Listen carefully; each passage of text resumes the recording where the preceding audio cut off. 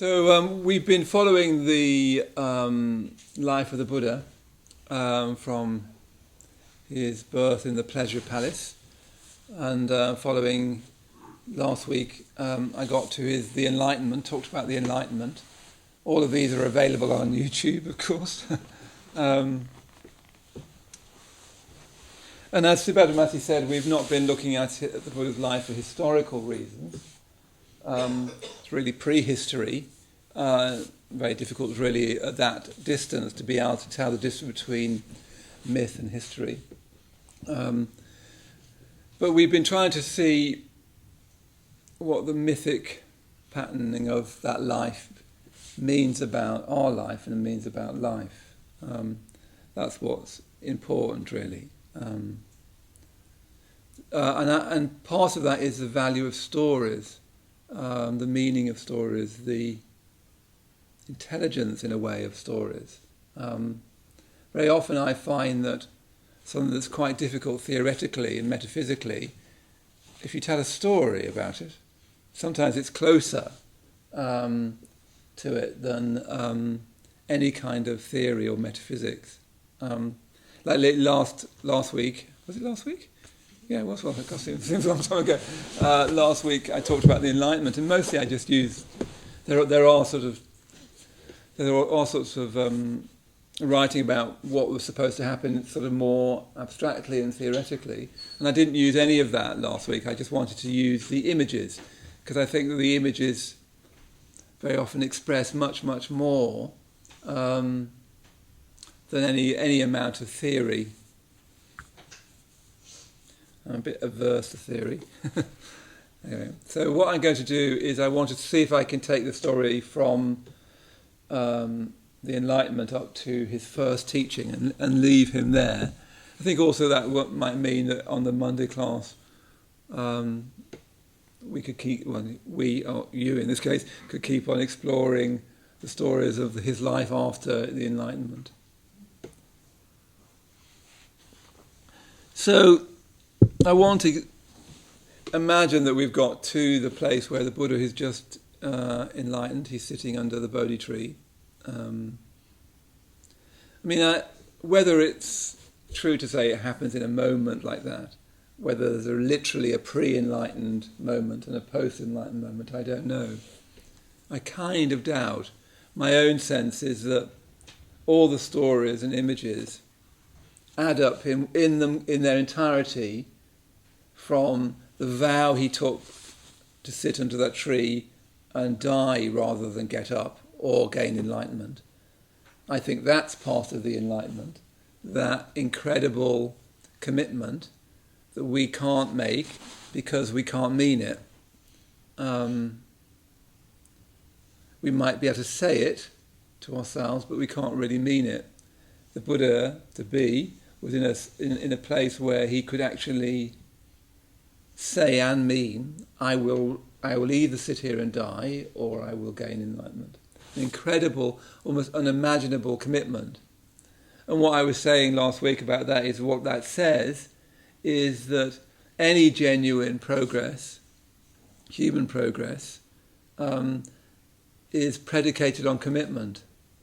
Whatever it is you want to do, if you want your life to flourish, you need to commit to something.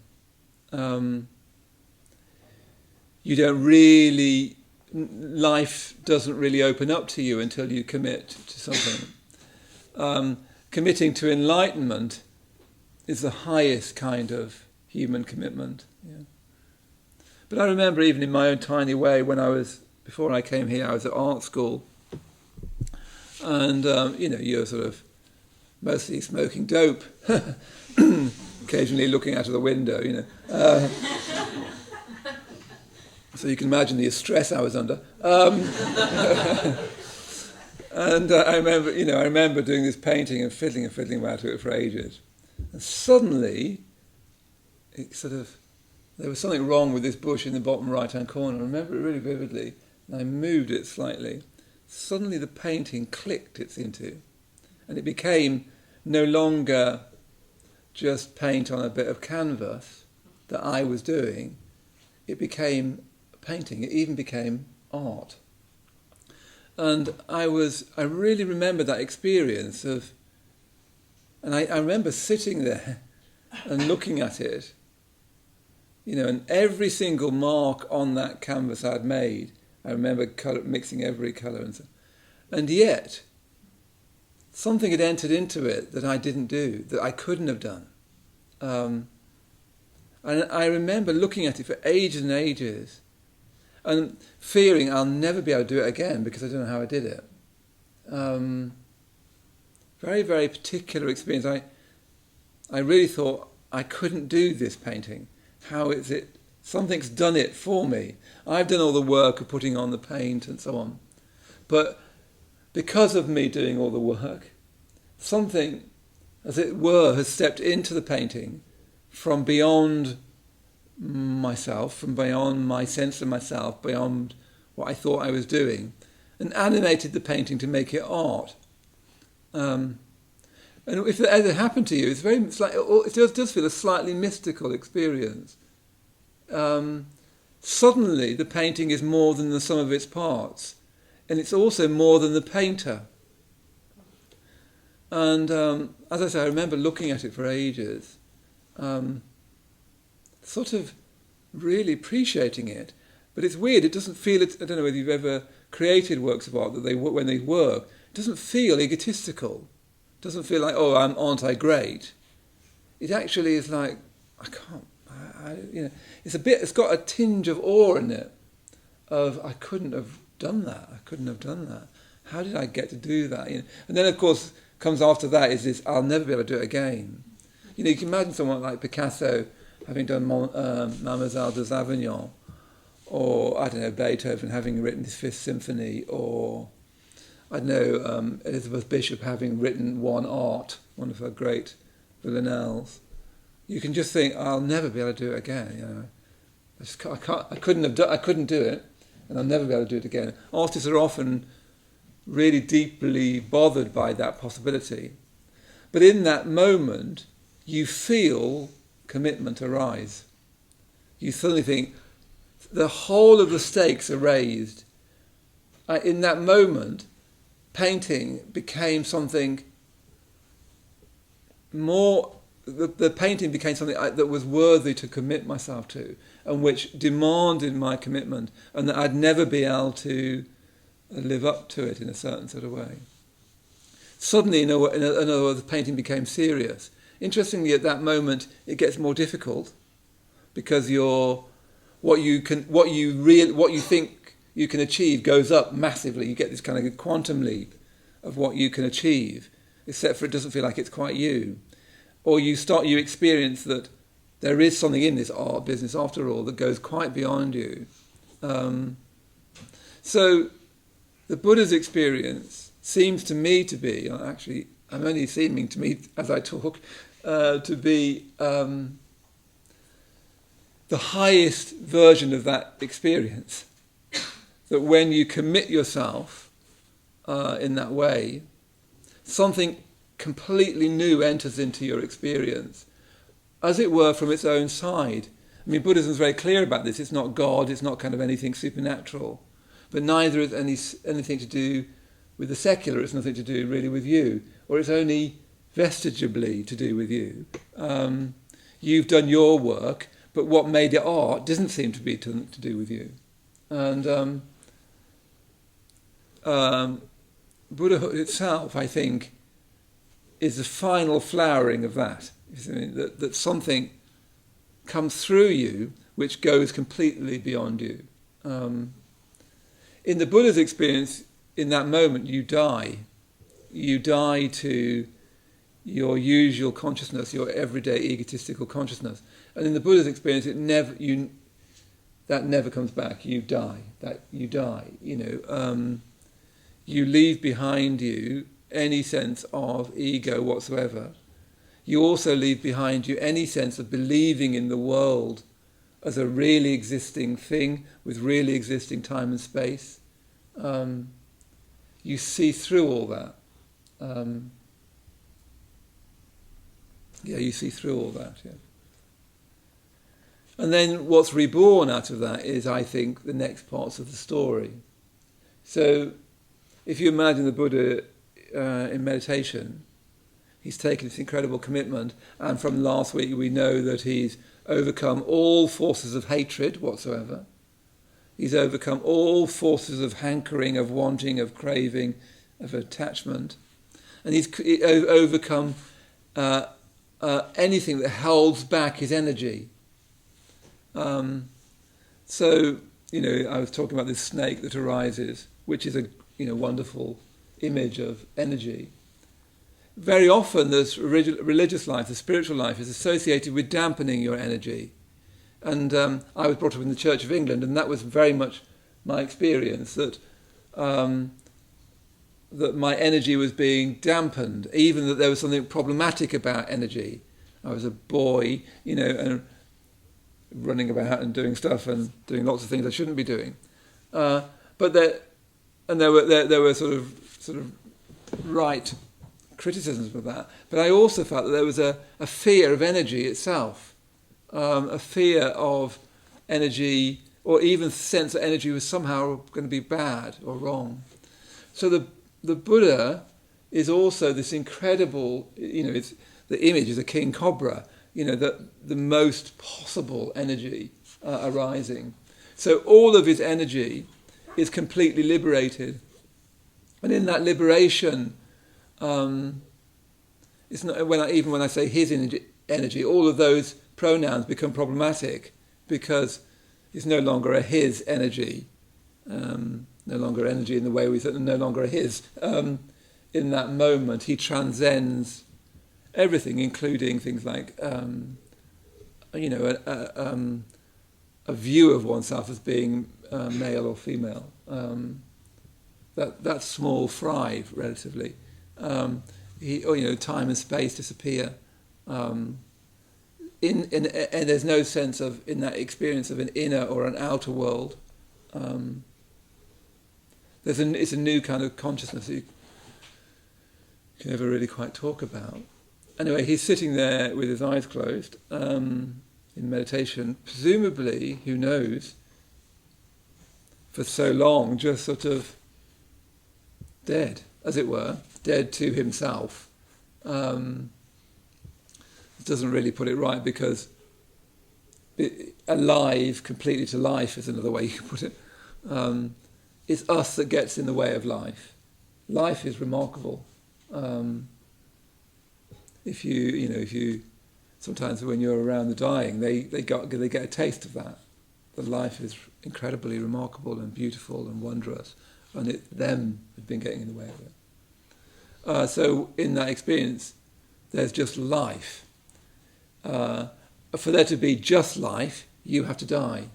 By which I mean my sense of myself as a separate me in a world of time and space. All that has to die. And when all that dies, something remarkable arises, which is natural. Because last week I was saying that the earth goddess arises, and what she's saying, if you read the symbolism correctly, is I am the goddess of nature. I know what can happen in this world. Apples can grow and fall off trees, and Buddhas can arise. She's saying there's nothing unnatural about it. There's nothing supernatural about it. This too is a part of nature. That's what the earth goddess means, really. So he's meditating, and then in the traditional sutras, he's personified as sort of suddenly thinking, hang on, this experience is very, very deep, subtle, mysterious, profound. There's all these epithets for it. Wonderfully profound or difficult to know. And he says to himself in this story that I don't know that I'm going to be able to teach it. It's so... it's just impossible to teach. Interestingly, he says human beings are too attached to worldly things. He doesn't say they're not intelligent enough. He doesn't say they're not emotionally positive enough. He doesn't say they're not committed enough. He says they're too attached to worldly things, and so they won't get it. Yeah, It's our really greatest danger, humanly, is to become worldly. You can become worldly as a Buddhist as well as anything else. By worldly, I mean having primarily worldly preoccupations, vision, expectations, presumptions, and so on. And all they do is they keep you small, because we're bigger than that. Our worldliness keeps us small. I think it is the great human danger not to. Most of us aren't going to do anything terribly bad, but if we're not careful, we won't do anything very good either. We'll just settle with a sort of nice enough, good enough, worldly okayness, which, given that this is our potential, seems such a tragedy. In a way, probably that is the tragedy. It's not. I remember I was talking to a friend of mine who's a poetry editor, and she reads thousands of poems to publish them, and she said most of them, there's nothing wrong with them. There's just not enough right with them, and that's so often the case. There's nothing wrong with us. There's just not enough right with us. Yeah. So he has this thought that I won't be able to teach it, and then as soon as he has that thought, a great god appears called Brahma Sahampati, which I always find a slightly comical name. It's the Humpty thing, like Humpty. Anyway, that guy with an egg. What was his name? Humpty Dumpty. He appears and he says there are some but with little dust in their eyes. So he basically says he in this story convinces the Buddha to teach. Says, do teach, please teach the Dharma. Yeah. And then the Buddha, on the basis of that, has this vision. He has a vision of a lotus pond. That's why we have these murals. These hangings were made for the opening of the centre. There's a vision of a lotus pond, and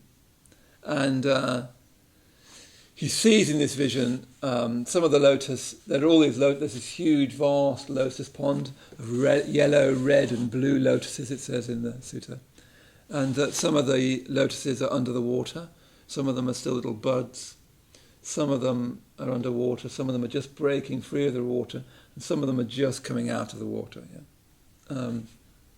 That's his vision in response to Brahma Sahampati's request. So I think it's probably better to think of this as one experience. It has to get spoken out in this rather narrative way, but it's one experience. You can imagine it after the kind of cataclysmic experience of enlightenment. There's this, and I think thought is too gross a word for what happens here. There's this shiver of a possibility that this might not be able to be taught. It's a natural reflex, isn't it, to a wondrous experience.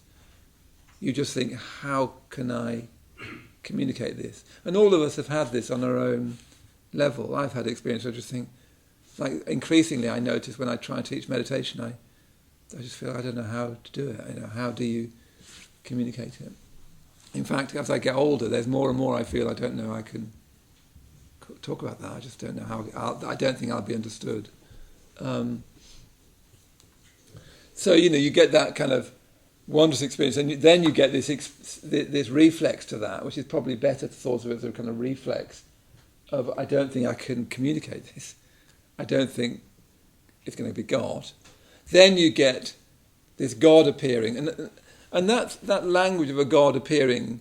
Sometimes in some of the sutras, the later sutras, he appears with a multitude of gods coming down from the sky, and these kind of visionary experiences are absolutely crucial.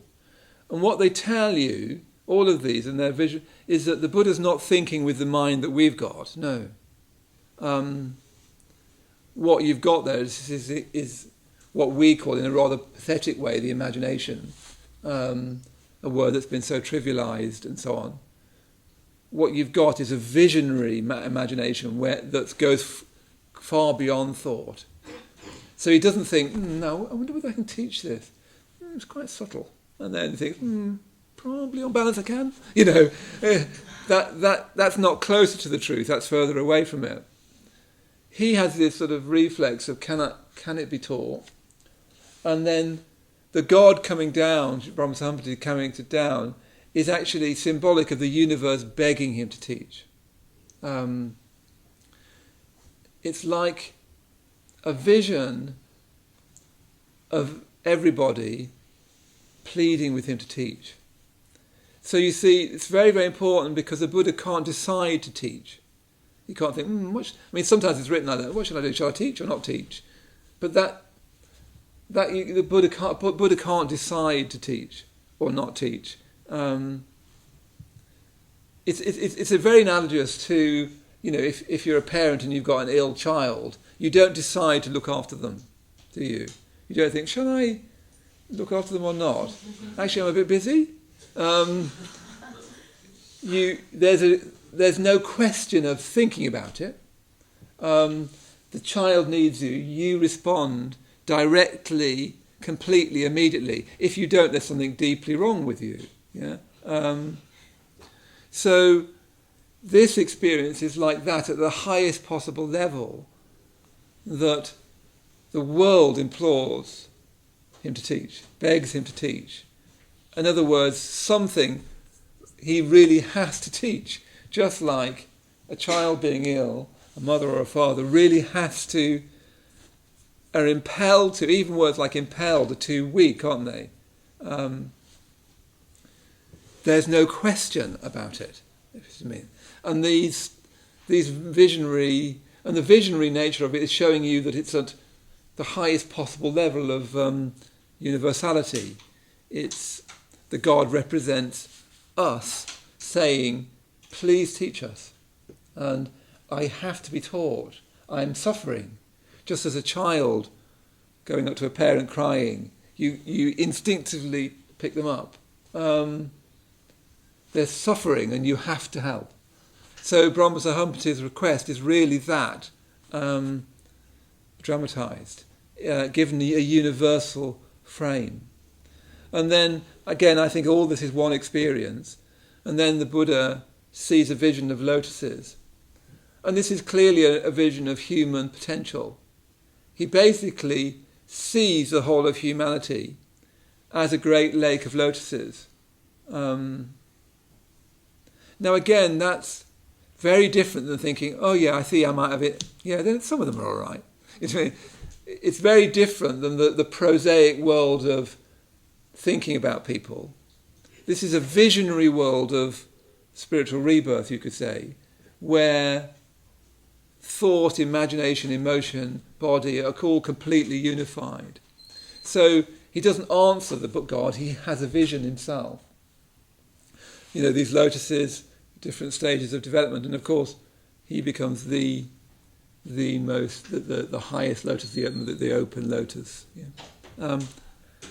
And just to pause over that image, it's like it's absolutely central to Buddhist. The whole Buddhist compassionate project is this image. Really, you could almost say that the whole of Buddhism arises from that image. It's endlessly suggestive. So, for instance, what struck me rethinking about it is that it's not that he sees a vision of red lotuses. He sees a vision of red, blue, and yellow, I think, red lotuses. In other words, that's an image of that human beings are, all beings, not just human beings, all beings are different from each other. They're not the same as each other. Yeah. And then the vision is that they're all human beings are all lotuses. So he doesn't have any gnats or slugs. There's some people get to be slugs, some people get to be river water boatmen, some people get to be gnats, but some people get to be lotuses. So the vision is that human beings are all lotuses at different stages of evolution. That's a very, very radical seeing. There's no here are the damned and here are the saved.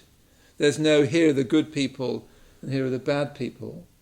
There's the human potential for growth, but it's all lotuses, no slugs. Yeah, very, very important to notice that. It's not, I am not fit to gather up the crumbs under thy table, although I've always rather liked that. I think there's a sort of truth in that, actually, but that's another matter. They're all lotuses, yeah? But so you've got sameness, we're all lotuses, and difference different coloured lotuses, different. We've all got different kind of histories, personalities, genetical structures, and so on.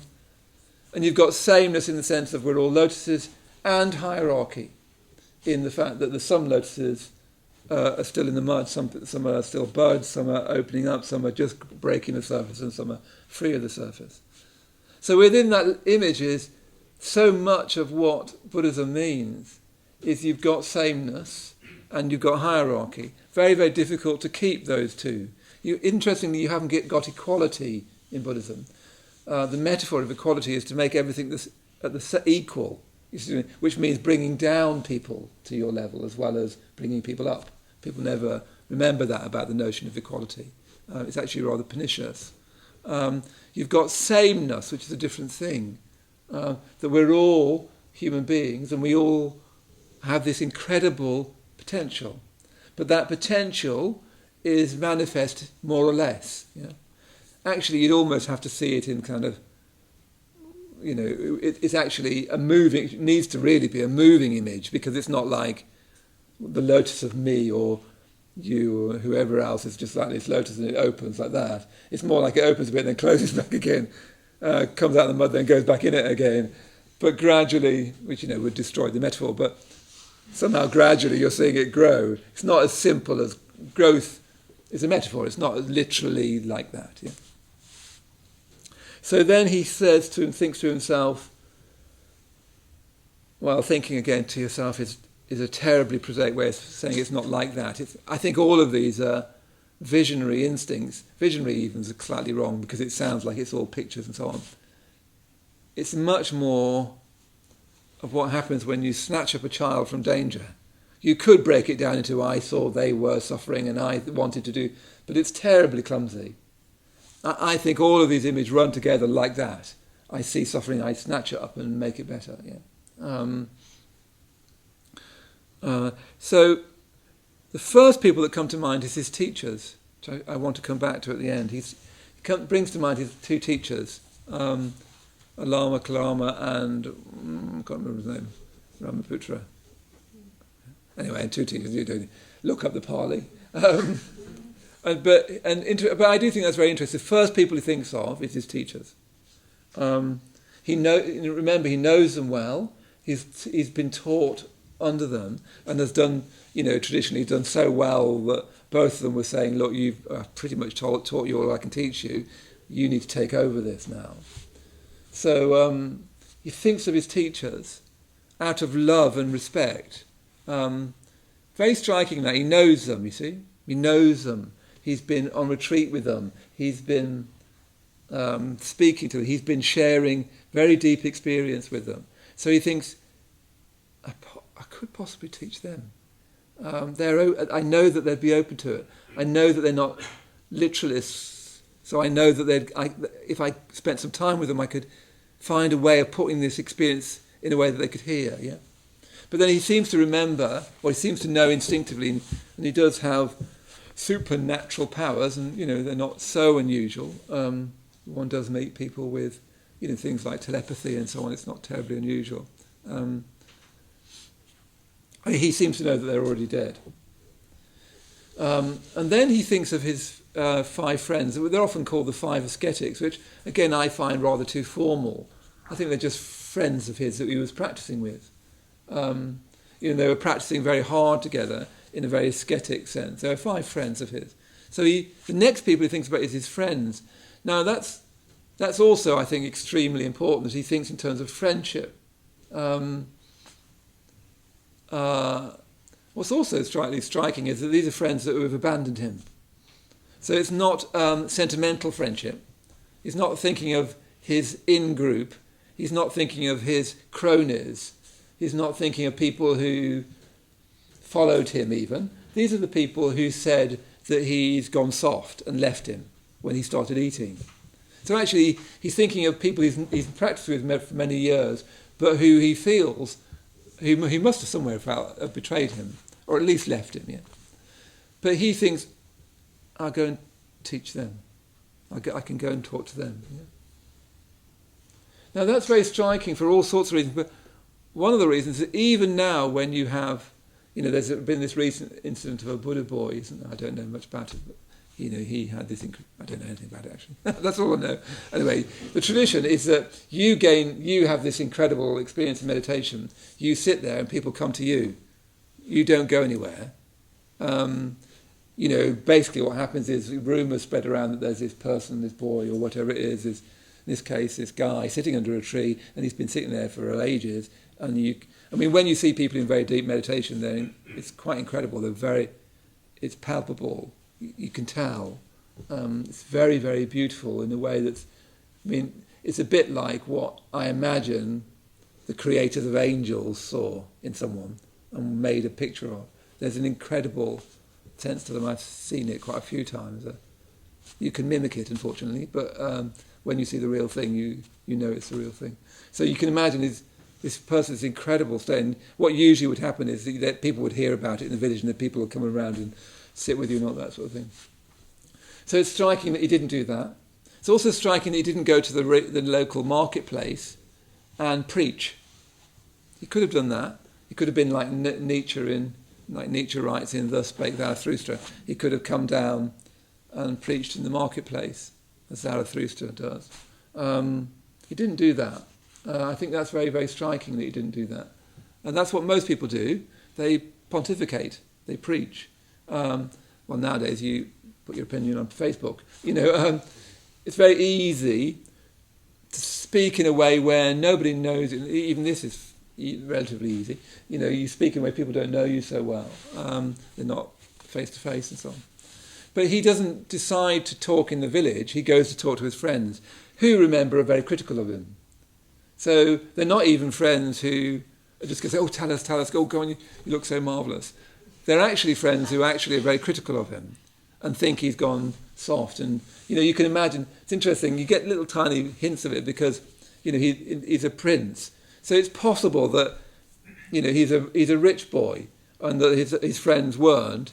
And when he started eating again, because they say, he's gone back to a life of luxury. So there's possibly a kind of caste thing going on in that. Anyway, it's them that he goes to, and he walks to them.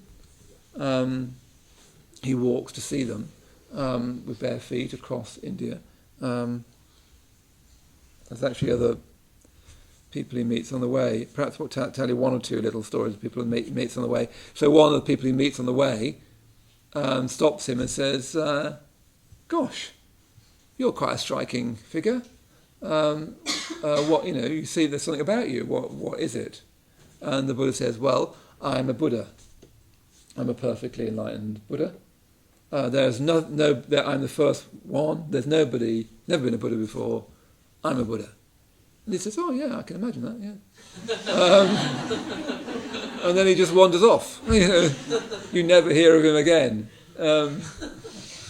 Which it's not put quite like that in the sutras, but that's basically what happens. He says, "Who are you?" And he says, "I'm a Buddha." And he says, "Oh, go, fancy, come," and then wanders off.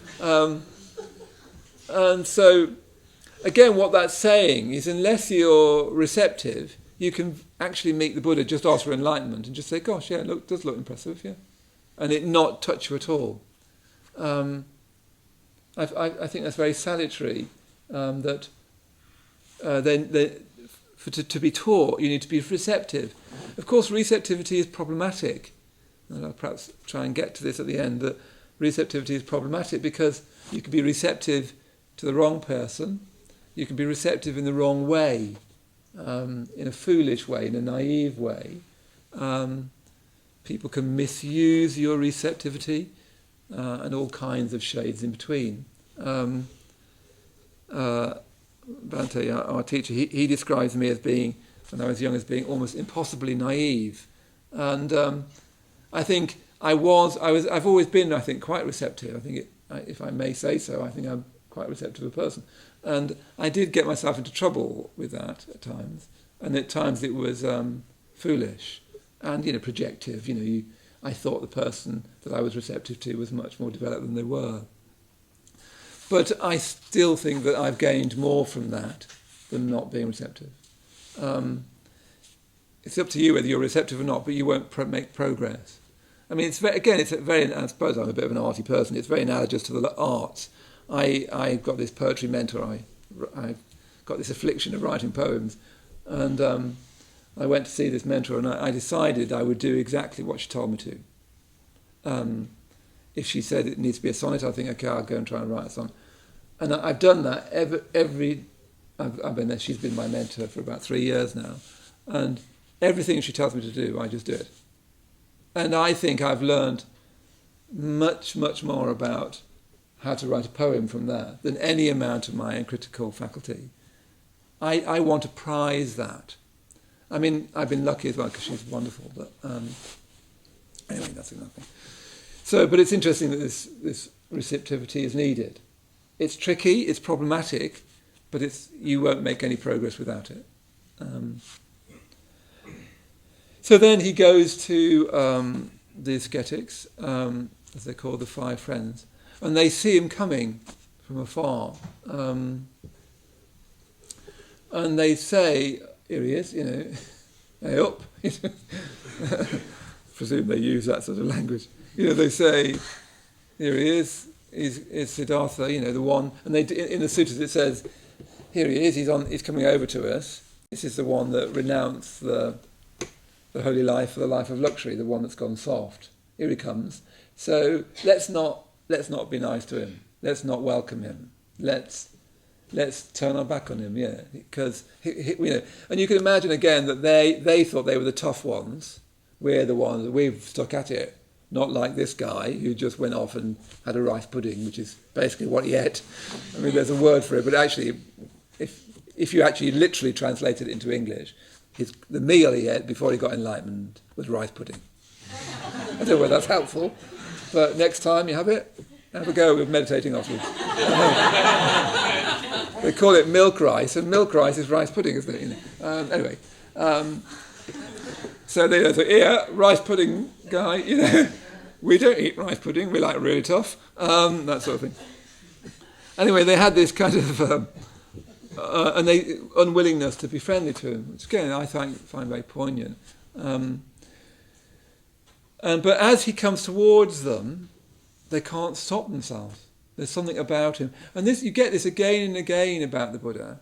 There's something about him that even people who want to be against him can't. Or they find something about him that is incredibly beautiful. Again and again you get this sort of reflected in the suttas that there's something about him that's beautiful and completely fascinating. There's a sutta where one of the monks is just looking at him all the time. And the Buddha has to say, you can look at me as long as you like, but it's not going to get you anywhere. You need to actually practice. But so there is something like incredibly attractive about the Buddha, and we need to remember this because it's so easy for any kind of spiritual path to become sort of terribly po-faced and unattractive. I remember going to the Vatican to look at the Raphael stanza, and there's Jesus in the middle, and there's the apostles arranged around him, and God above, wearing what looks like to be a hat. Actually, I remember this person saying, "Who's that in the hat?" And the tour guide said, "That's God." It's just a very odd-looking halo. But they always look terribly sort of slightly bad-tempered and unattractive, I find, the apostles. You get some good apostles, but on the whole, they're a pretty grumpy lot. So there's something about the Buddha that's extremely attractive and beguiling. So they make a place for him, they get a stool for him, they wash his feet, that's a traditional thing to do, they bring him water to drink, they welcome him against their own intentions. And they fall into discussion with him, and he just says, the door to the deathless has been opened. I have found the way. The great problem of life, which I first encountered when I left the palace and saw a dead person, that is the great problem of life. That the fact that life is going to end in death and you never know when.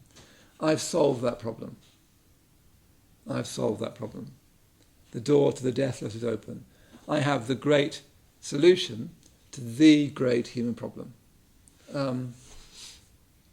Now again, it all gets airbrushed out, but probably you can imagine say, I don't. Oh, come on. You know what I mean? That's probably not quite that, because they must be incredibly aware of him, because they're all very developed in their own right. They're remarkable disciples, really. They become that anyway. And but what probably happens is there was lots of discussion and lots of meditation. Eventually, Kandanya gets it. You know, you can find. What's said in the sutras is he teaches the Eightfold Path and the Threefold Way, and I think that's amazing, which is a very traditional Buddhist sets of teaching. I think it's almost certain that wasn't what happened.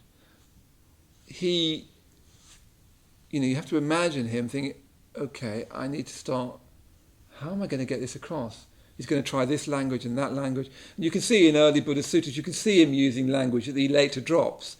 So, for instance, at one point he starts to use the language of being a real Brahmin, and that I am the real Brahmin. And then he drops that because it won't work. He doesn't get his point across. So he's trying these different languages and trying to get it across. And then Kandanya understands, he gets it, he becomes enlightened. And I want to think, of following Bhante, that is the final moment of the enlightenment, is when it's communicated. If you think of it, any experience you have, however deep, however profound, there's something missing if it's not communicated. And there's something that's gained when it is. That's not merely that somebody's understood you, but you understand you more. It's as if an experience that you share with someone is redoubled.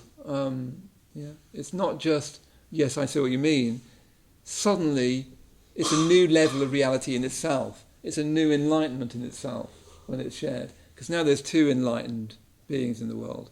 And soon, after the rainy season retreat, it's interestingly the first retreat that ever took place. The first retreat. And we've just built this retreat centre. And the reason we built that retreat centre is because of that first retreat. Friends together, meditating, eating together, living together, sharing their life, sharing what came to be known the Dharma. It wouldn't have even been called that yet. Sharing together. And then they all became enlightened. So that, in a way, I want to finish the story now there, but I want to just add a caveat, because I'm struck by this fact that the Buddha remembers his teachers. And I'm struck by my own experience when I teach. I'm always remember my teachers, Bhante particularly, Sangharakshita. Now what you get in the Buddha is you get somebody for whom they are an exemplar of the ideal. They are the Buddha. They are actually, the Buddha in a way is the only one fully qualified to teach Buddhism, because he's the Buddha. One of the power, the wisdoms of the Buddha is they know where all paths lead. They can see where all paths lead, and they can see the Dharma right from the start all the way to the end. In a way, nobody else can teach apart from the Buddha. He knows what he's talking about all the way through, right the way up to enlightenment itself. So you've got the exemplar of the idea, the exemplar. Yeah. You've also got the archetype of that in the Buddha. So when you see the figure on the shrine like this, it becomes the archetype of that exemplification. The gold is an image of that archetype. So you get both the exemplar, the Buddha himself, teaching how to become a Buddha, the only person who can do that, and you get that archetypal element of that, the teacher. Yeah. Any person trying to teach the Dharma from that moment, unless they're fully enlightened, is falling away from that. Yeah. They'll be axiomatically less of an exemplar because they won't be the Buddha, but they still carry the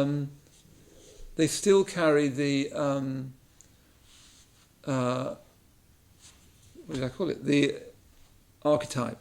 They still carry. I don't like the language of archetypes very much. It's not very good. But they still carry the ideal. They are the archetype of the ideal. The danger, of course, is where carrying the archetype of the ideal gets too far away from being an exemplar of the an exemplar. So any of us that teach, myself, Subhadramati, Bhante, the founder of this movement, you're always moving away from that great matter of the Buddha in that first retreat, and they're almost like ideal disciples as well. They're incredibly receptive. They're also incredibly committed in their own right. They're very psychologically healthy and so on.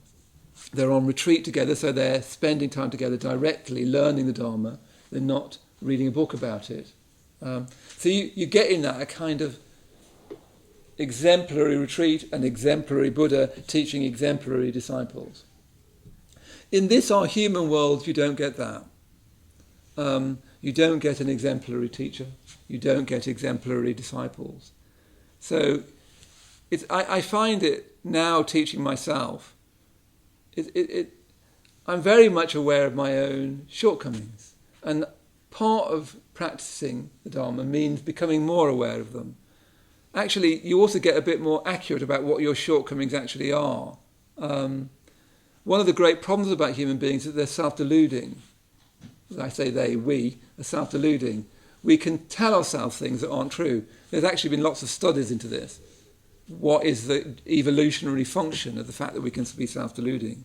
So we can delude ourselves to be terribly morally upright, but actually be very, very cruel.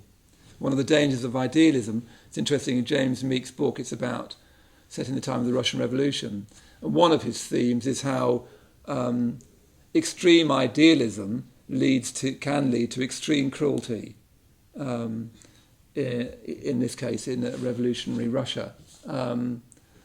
But also it's a very interesting study of that in a way. So anyone teaching, whether it's my own teacher Bhante, whether it's anyone that you hear teaching, they won't be an exemplar of the ideal, not entirely. What you'd hope from somebody teaching the Dharma is that they're honest, that they're making friends with people, because there's something about friendship that's completely naked. I think this is why the Buddha goes to his friends. It's in a certain sense, it's easy to teach like this. It's even easier if I wrote a book. I have written books. You can look really, really good in a book because you edit it. You get to edit out your silliness and foolishness. Or you get, actually even better, somebody else to help you edit out your foolishness and stupidity. I've had some editors say you cannot say that, either because you will not be understood or because it's wrong. You can't do that as you live. So this is better than a book, because all of those faults have to be in it, and you have to start to, by your own commitment to practice, start to find what those are. But also, friendship is naked. You can never play a role of being a teacher. It's very, very easy to play a role and to look good. And with friends, as they get to know you, I was saying, I think last week, no one's famous in their own family. And, people who are close to you know what you're like, and they know that, you're good at doing that thing, but there's also this, and also you're grumpy in the morning, and also, tell you what. That's why one of the reasons why some people don't make close friendships is because they can't bear to have their shortcomings revealed. But actually that's just our human lot. All that's saying is that we're not Buddhas. Remember that there is a lotus lake, and that we are lotuses, but there's a long way to go. And that's problematic. There's a problem of the teacher. How do you know the teacher's right? How do you know that they're enough of an exemplar of the ideal? How do you know? And actually the only real answer would be to spend a lot of time with them and see them in lots of different ways. There's a famous story where a king tries to trick the Buddha. So he gets his courtiers to dress up as monks and shave their heads, and he gets them to parade in front of the Buddha. And they're asked, the king says to the Buddha, some of these monks are arahants, can you point them out to me, because you're bound to know. And the Buddha watches these people walk past, and he says, I don't know, no. I don't know which are arahants. Which is, I really like that. He says, I'd have to know them. I'd have to know them really well. I'd need to live with them. I'd need to talk to them. I'd need to see them in lots of different life situations. Some people are very, very good en passant. Actually, some people I know are very bad en passant. I've got friends who, when you first meet them, you think, oh my God, a nightmare. But actually, when you get to know them, they get better and better.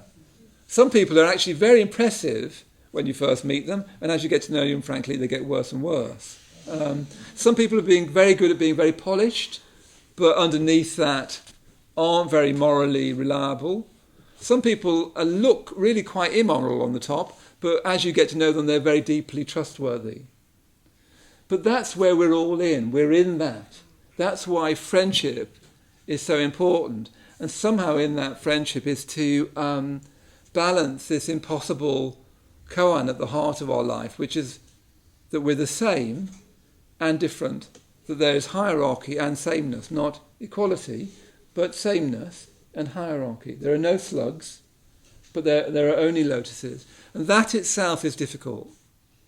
I don't know whether you have this, but sometimes when you see people, sometimes, particularly when I watch the news or hear things even within our own movement, you can feel that human beings are terrible people. And sometimes if I look at myself at my worst and in my darkest moments, I think I'm a terrible person. If you haven't got to that yet, you will do if you carry on practicing. Sometimes human beings seem irredeemable, don't they? Especially when you see it in the terrible cruelties and dishonesty and posturing and so on. But what this vision of the lotuses is saying is that yes, there's lots of mud, but it's trying to say that there is also to have faith with lotuses, that there is this capacity in us human beings to unfold, and that means all human beings whatsoever. That's an article of faith, incredibly difficult to maintain, sometimes in oneself, but also sometimes in one's friends and so on, in one's teacher and so on. But we're all in that place, yeah? We're all in that, unless we're the Buddha, unless we're teaching those 5 ascetics, we're always moving away from, to a lesser or a greater degree, we're moving away from being an exemplar of the ideal. And the best way of making sure that that is healthy is that there's friendship, real friendship where there's confession, apology, a willingness to reveal shortcoming, a willingness to think again together. So often what you need is more than one mind, not one. But also a shared capacity to have faith in humanity at times where that seems impossible, and to have faith even that humanity can flower into Buddhahood.